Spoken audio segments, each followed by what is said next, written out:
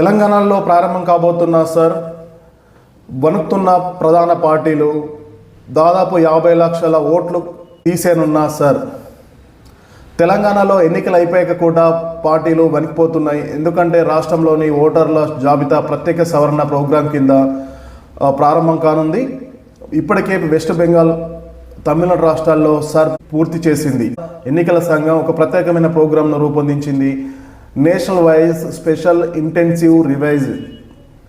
ఈ ప్రోగ్రాం ద్వారా ఆయా రాష్ట్రాల్లో ఉన్న ఓట్లను, చనిపోయిన వారిని, 2 ఓట్లు కలిగిన వారిని, ఒక తప్పుడు అడ్రస్లో చిరునామాలతో పలు ఓట్లు కలిగిన ఓట్లను దీనిలో పూర్తిగా స్కానింగ్ చేసి ఫిల్టర్ చేసి రిమూవ్ చేయనున్నట్టు తెలుస్తుంది. అయితే తెలంగాణలో ఎన్నికలు అయిపోయాక కూడా ప్రధాన పార్టీలో వణుకు మొదలైంది. ఎందుకంటే రాష్ట్రంలో ఓటర్ల జాబితా ప్రత్యేక సవరణ త్వరలో ప్రారంభం కానుంది. ఇప్పటికే వెస్ట్ బెంగాల్, తమిళనాడులో ఈ ప్రోగ్రాం విజయవంతంగా ముగిసింది. స్పెషల్ ఇంటెన్సివ్ రివిజన్ ప్రోగ్రాం కింద ఈ ప్రోగ్రాంను తెలంగాణలో త్వరలో చేపట్టనుంది ప్రధాన ఎన్నికల కమిషన్. దీనికి అక్కడి పశ్చిమ బెంగాల్, తమిళనాడు రాష్ట్ర ప్రభుత్వం నుంచి తీవ్రంగా వ్యతిరేకత ఎదురైంది. ఏకంగా ముఖ్యమంత్రి ర్యాలీలు, ధర్నాలు రోడ్డుపై వచ్చి నిర్వహించారు. ఆందోళన మధ్యనే ఈ సర్ ప్రక్రియ ముగిసింది. అటు కేంద్ర ప్రభుత్వం, రాష్ట్ర ప్రభుత్వాల మధ్య అధికారులు ఒత్తిడికి గురయ్యారు. డూప్లికేట్ ఓట్లు, మరణించిన వారి ఓట్లను ఈ ప్రక్రియ ద్వారా తొలగిస్తున్నారు. దీనికోసం తెలంగాణలోనూ ఐపీఎస్ అధికారులను రాష్ట్ర ప్రభుత్వం బదిలీ చేయనున్నట్టు తెలిసింది. తెలంగాణ సహా పలు రాష్ట్రాల్లో కేంద్ర ఎన్నికల సంఘం 3వ విడత కింద ఓటరు జాబితా ప్రత్యేక సవరణ కార్యక్రమాన్ని తెలంగాణలో ఈ నెలాఖరులోపు షెడ్యూల్ ప్రకటించే అవకాశం కనబడుతుంది. షెడ్యూల్ ప్రకటించాక ఈ ప్రక్రియలో భాగంగా అధికారులపై బదిలీ ఆంక్షలు అమల్లోకి రానుండడంతో ఆలోగా పలు జిల్లాల కలెక్టర్లు, ఎస్పీలతో పాటు ఉన్నతాధికారులను రాష్ట్ర ప్రభుత్వం బదిలీ చేయనున్నట్టు సమాచారం.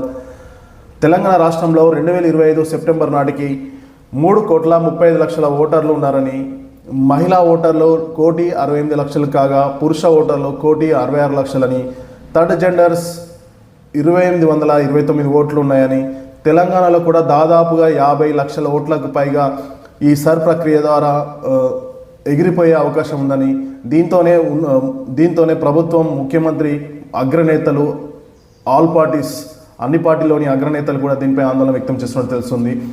తమిళనాడులో నిర్వహించిన సర్ ప్రోగ్రాం కింద తమిళనాడు ఓటర్ల జాబితా నుంచి రికార్డు స్థాయిలో 97,37,000 ఓటర్లను తొలగించారు. ఇది తమిళనాడు మొత్తం ఓటర్లలో 15.2% ఉంది. మరణించిన వారు 26,94,000 ఓట్లను ఓటర్ లిస్ట్ నుంచి తొలగించారు. అలాగే శాశ్వతంగా నివాసం మారిన వారి 66,44,000, ఒకే వ్యక్తికి 2 ఓట్లు ఉన్నవారి ఓటు 3,98,000, మొత్తం కలిసి దాదాపుగా 97,37,000 ఓట్లను తమిళనాడు ఎన్నికల ఓటర్ లిస్ట్ నుంచి కేంద్ర ఎన్నికల సంఘం ఆ ఓటర్లను తీసేశారు. ఈ ఓటు తీసేసిన ఓటర్ల శాతం 15.2%గా ఉంది. దీంతో ఎలక్షన్ ఫలితాలపై ఈ ప్రభావం చూపే అవకాశం స్పష్టంగా కనబడుతుందని, అందుకే తమిళనాడు సీఎం అగ్రనేతలు కూడా రోడ్లపైన ర్యాలీ, ధర్నాలు నిర్వహించారు. సర్కి వ్యతిరేకంగా సర్ని నిలిపేయాలనేసి పలు సుప్రీంకోర్టులో దాఖలు చేశారు. కానీ సుప్రీంకోర్టు కూడా కేంద్ర ప్రభుత్వానికి, ఎన్నికల సంఘానికి అనుకూలంగానే తీర్పునిచ్చినట్టు తెలుస్తుంది. అలాగే మరొక రాష్ట్రం పశ్చిమ బెంగాల్లో కూడా సుమారు 58,21,000 ఓట్లను తొలగించినట్టు తెలుస్తుంది. మొత్తం ఓటర్లలో ఇది 7.5% నమోదవుతుంది. మరణించిన వారు 24,17,000, అడ్రస్ దొరకని వారు 32,65,000, డూప్లికేట్ ఓట్లు 1,38,000 ఓట్లను పశ్చిమ బెంగాల్ ఓటర్ల లిస్ట్ నుంచి తీసేశారు. అయితే ఈ తీసేసిన ఓట్ల శాతం 7.5%గా ఉంది. ఇది కూడా తీవ్రంగా ఎన్నికలలో ఇది రిఫ్లెక్ట్ అయ్యే అవకాశం ఉంది. ఎన్నికల ఫలితాల ప్రభావం పడనుంది. అలాగే మన రాష్ట్రంలో కాంగ్రెస్ అధికారంలోకి వచ్చి ఈ నెల 7తో 2 ఏళ్ళు పూర్తయింది తెలంగాణలో. ఇప్పటికే ఈ 2 ఏళ్ళు పూర్తయిన సందర్భంగా కూడా తెలంగాణలోని పలు ఎస్పీలు, జిల్లా కలెక్టర్లు, ఉన్నతాధికారుల యొక్క ఉన్నతాధికారులు ప్రభుత్వ శాఖల కార్యదర్శుల పనితీరుపై ప్రభుత్వం ఒక అంచనాకు వచ్చినట్టు తెలుస్తుంది. ప్రభుత్వ ప్రాధాన్యతలకు తగ్గట్టుగా పనితీరు కనబర్చని అధికారుల స్థానంలో కొత్త అధికారులను నియమించాలని నిర్ణయానికి ప్రభుత్వం వచ్చినట్టు తెలుస్తుంది. ప్రభుత్వానికి అనుకూలంగా ప్రభుత్వ పథకాలను క్షేత్రస్థాయిలో ప్రజల్లోకి తీసుకెళ్లే పాత్ర అధికారులకు ఉంటుంది. ప్రభుత్వానికి అనుకూలంగా పని చేయని అధికారులపై బదిలీ వేటు వేయనుంది తెలంగాణ ప్రభుత్వం. అందుకే పనిచేయని కొత్త అధికారులను కొత్త కలెక్టర్ ఎస్పీలను ట్రాన్స్ఫర్ చేసే అవకాశం కనబడుతుంది. రాష్ట్రంలో సర్ నిర్వహణకు ఏర్పాట్లను పరిశీలించిన సిఈసి జ్ఞానేష్ కుమార్ శనివారం హైదరాబాద్ చేరుకోవడంతో అధికార వర్గాల్లో బదిలీలపై చర్చ ప్రారంభమైంది. జ్ఞానేష్ కుమార్ ఆదివారం హైదరాబాద్లోని రవీంద్ర భారత్లో booth level officer meeting conduct చేశారు. దీనిపై సర్ నిర్వహణపై దిశానిర్దేశం చేసినట్టు తెలుస్తుంది.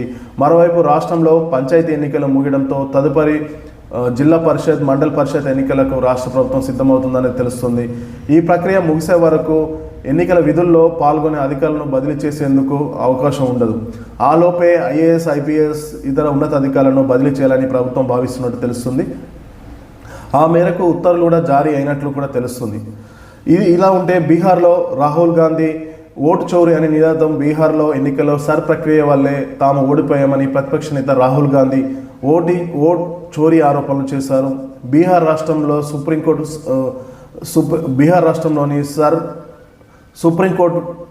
సుప్రీంకోర్టుకి ఎక్కింది. సుమారు 68,50,00,000 మంది ఓటర్లను బీహార్లో తొలగించబడ్డాయి. జూన్ 2024 నాటికి 7.89 కోట్లుగా ఉన్న ఓట్ల సంఖ్య సెప్టెంబర్ 30, 2020 నాటికి తుది జాబితా నాటికి 7,42,00,000 ఓటర్లకు తగ్గింది. అంటే మొత్తం ఓటర్లో సుమారు 6% మేర ఓటర్లు తగ్గినట్లు ఈ సమయం 24 లక్షల మంది ఓటర్లు కొత్త ఓటర్లు జాబితాలో చేర్చారు. అలాగే సర్ ప్రక్రియ అమలు చేయడం తెలంగాణలో కూడా కొన్ని సవాళ్ళతో కూడుకుందని చెప్పుకోవచ్చు. సర్ ప్రక్రియ కేంద్రం తెలంగాణలో రెండు ప్రతిపక్షాలు ఎదుర్కోవాల్సి ఉంది. కాంగ్రెస్ ఇటు బీఆర్ఎస్ రెండు పార్టీలు కేంద్రం ఓట్ల తొలగింపు ప్రక్రియను ఎండగడుతున్నాయి. బీహార్, తమిళనాడు, వెస్ట్ బెంగాల్లో కాంగ్రెస్ హోమ్ గ్రౌండ్ కాబట్టి అక్కడ బీజేపీ ప్రతిపక్షంలో ఉండడంతో కాంగ్రెస్ సర్ను అడ్డుకోలేకపోయింది.